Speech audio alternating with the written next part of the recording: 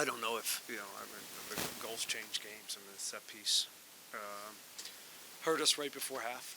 That's a tough time to give it up. But, I still thought at halftime with some of the adjustments that we spoke about, we had a good opportunity to get back in the game. And, it was a little bit of a punch in the face, but I thought the start of the second half, we came out sharp. And we were dialed in and implemented some of the adjustments that we talked about. But listen, LAFC's they're a very good team, and they're the champs for a reason. And I think we saw a lot of that. We saw that tonight. And it's one thing to play them in the regular season, in 100-degree weather, and playing a half team when they're playing CONCACAF. It's another thing to come in here and beat them in the playoffs, in the Western Conference Final. They're the bar. They're the standard. I think we saw that tonight. We were going to have to be close to perfect. We were going to have to, the few looks that we got, we were going to have to nick one. We were going to have to be better on set pieces. And there's just so many little things that you have to do here to get out of here with a win. And we didn't necessarily do that. But we'll learn from it. I think we saw today what it looks like. And now we go back in the off season and try to get better and say, okay, what do we need to get to there? And that's part of this theme now. And we can lick our wounds, but we want to start working on next year right now, and how we get better, and how we sustain this type of momentum that we've built with this franchise this year. And so it hurts, but there's so many positives. Reigniting a franchise is, has been a lot of fun, and this team in there has done so much as far as 3 home playoff games, getting in the postseason, bringing a trophy back to Houston. These are not easy things, and this team did all of that. So, again, it's going to hurt tonight, but I think when we digest this, we'll look back on this season as hopefully a springboard to more seasons like this, but also one that we a successful one. You guys controlled the possession most of the game, especially in the first half, but you weren't able to put the ball in the back of the net. Well, we had possession, and we had good looks from, we really have one good look, right? Corey's early in the game, but a lot of them were shots from outside the 18 and things they were in some ways allowing us to have. But again, we're always going to have possession against teams. We're going to break teams down and get into good positions. I just thought final product, 2v1s, we weren't real effective. We're off with a lot of the pass. We couldn't find our wingers fast enough. And again, they both outside backs for them, I thought played really well. 2 experienced center backs, and you can see what type of transitions quality that they have with Bawanga and Vela and Oliveras. It's a very, very tough team, and again, you have to be close to perfect to get out of here with a win, and we just weren't tonight. Steve was tested a lot early, yep. And it got pretty physical and chippy there, even just the first 30 minutes, just with him being kind of the emotional engine of the team. How do you think he handled it? Steve's great. Part of that is just Steve managing the game, and he's really, really good at it. But they're a physical team. They're the most physical team in the league. And again, you don't always see it until it's playoff time. And teams that come in here and understand that they are kind of a different animal. And we saw a little bit of that tonight. But it was an okay performance from us, but it needed to be great, and it wasn't great. But again, that doesn't take away from the joy that this team has brought. I think hopefully our fans and certainly me. A couple of pressers ago, you said this team was a bit ahead of schedule. What are some moves in the off season to get this team on schedule to winning even more trophies? Yeah, I'm not going to get into that. Sorry for ducking your question. I don't want to get into the off season and moves, but we'll get back. We'll be in the office this week, and we'll start working on next week because we know we got to get better. So that's where these are the type of games where you learn who you are and where you need to go when you're playing against the best. You could find that out very clearly. So then, how does the team continue to build and continue to having a winning culture? We compete. We bring guys in to continue to push the culture, push the locker room, and push for playing time. And so on the field, we'll try to bring more quality in and just kind of keep pushing that there. But the culture will be fine. There are good guys in there. A lot of them are going to be coming back, so I don't worry about the culture component because it's their culture. They're a part of it, and if those guys are back, they'll keep pushing that and handle most of that. You speak about going back to the office this week, talking about the off season. You've got a month until break, if I'm not mistaken, and then 2 months till CONCACAF Champions Cup. You find out the draw next week. Just could you add along to that, please? On CONCACAF? Just Or how to prepare for all of that. Yeah, we'll see. I don't have a lot of when I say we'll get back in the office, is we got to wrap this season up. As we go, we know we have CONCACAF coming up, and we got some preseason plans. So that's all kind of in the works already, and those dates are somewhat close to being shored up.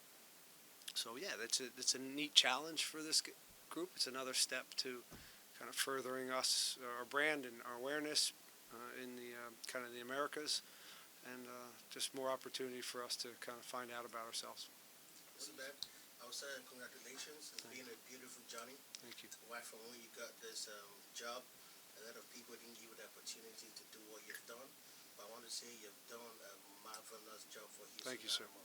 And you don't have to put your heads down anyhow. You have to raise your head high because you did an amazing job. Houston, before, used to be a team that was like the biggest team in the MLS. But right now, Dynamo is up there as a team to compete with other teams. So going forward to this, I would call it a victory when they lost because under a short period of time, this team was able to come together and achieve this feat. So going forward to next season, what do you think that can make it to for the first time solidify and win a championship next season? Yeah, again, as I said, these games teach you a lot about your team, and because when you play the best, you see it very clearly. Some of your deficiencies, and you always want to add, right? You always want to add better players and more competition at spots, and get bigger, faster, stronger, better. So we got a good Asher Mendelson and Pat and our scouting system. They'll keep pushing the envelope and getting us the best players we can to keep getting this team better. But there's a good core. What did you learn just throughout? I know it's hard to reflect right after the season ends, but about this group as a whole, just throughout the course of this season. I learned a lot. Yeah, I learned a lot of. They taught me some things for sure. I think they taught me to enjoy the ride a little bit more than I had previously done in my last job. But the enthusiasm that they brought every day, and was just so it was so fun to be around, and I think if anything, that's the takeaway of the year, that we won, but we won in an enjoyable way, in a way that was pleasing to the eye, and I also learned that there's real moxie in there. There's winners. There's guys that are not afraid of the big moment, and that's a nice thing to have. What do you say to your players after the match? You keep them uplifted to try to. I just told them how proud I was, and really just thanked them for the year.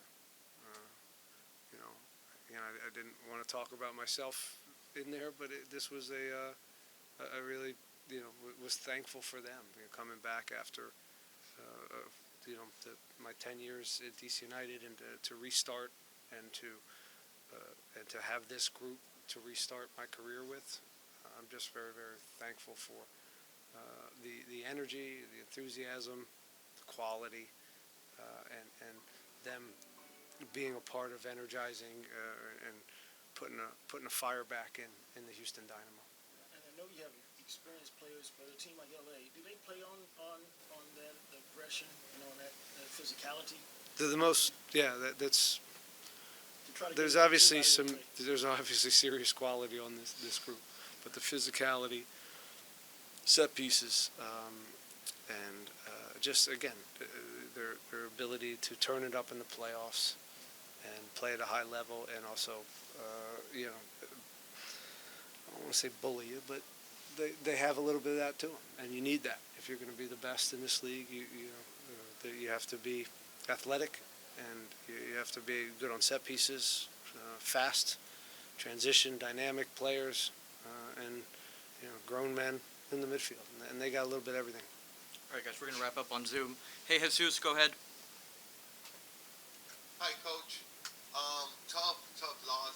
Tactically speaking, can you tell us, did you expect such a high pressure from LAFC, and did you think your team was going to be able to break through? Clearly, they didn't break through as much. Can you speak to us on the tactic that you saw from LAFC? Well, I thought we broke through enough on their press. I didn't think their press was that great. I thought we bypassed it quite a bit.